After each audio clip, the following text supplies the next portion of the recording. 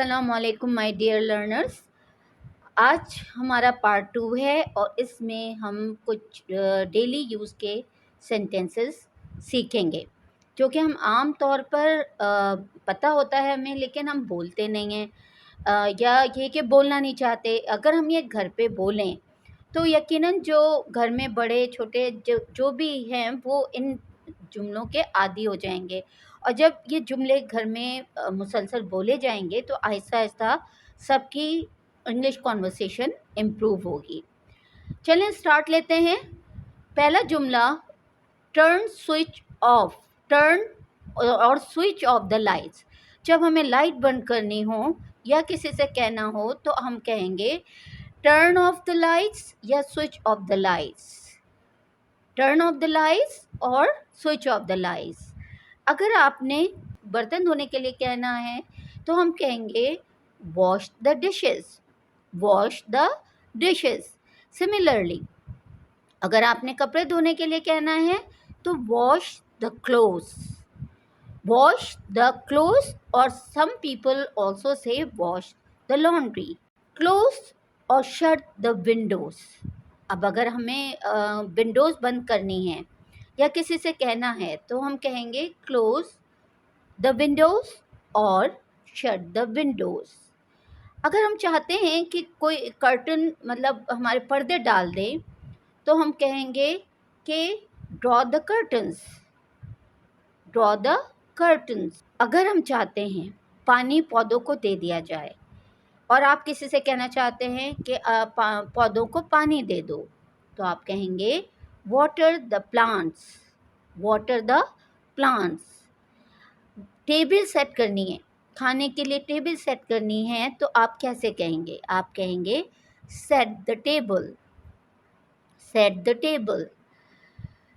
कपड़े धुल गए, हैंग हो गए, अब ड्राई होने के बाद आप उनको क्या करेंगे?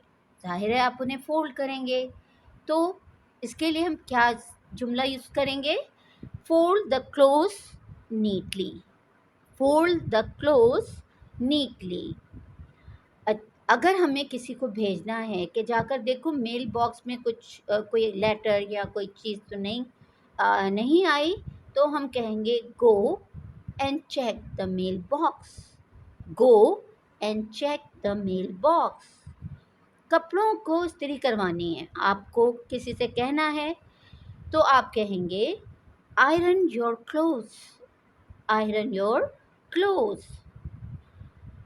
कपड़े धुल गए, उसके बाद आपने किसी से कहना है कि इनको बाहर जाकर लटका दें तो आप क्या कहेंगे? Hang the washed clothes on the rope. Hang the washed clothes on the rope.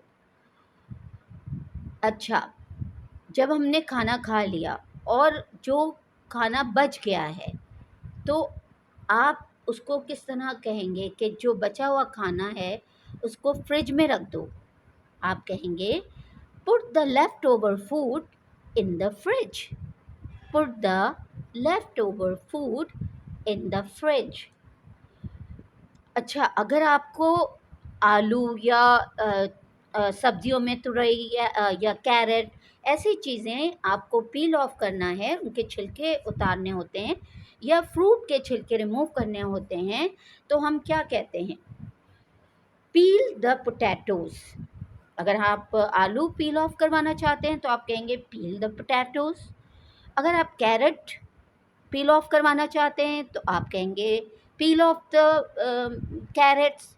खाने के बाद टेबल को साफ़ करने के लिए आपको किसी से कहना है कि टेबल साफ़ कर दो तो आप क्या कहेंगे? Wipe the table. Wipe the table. Unlock the door. Unlock the door means दरवाज़ा खोल दो, ताला खोल दो। Unlock the door.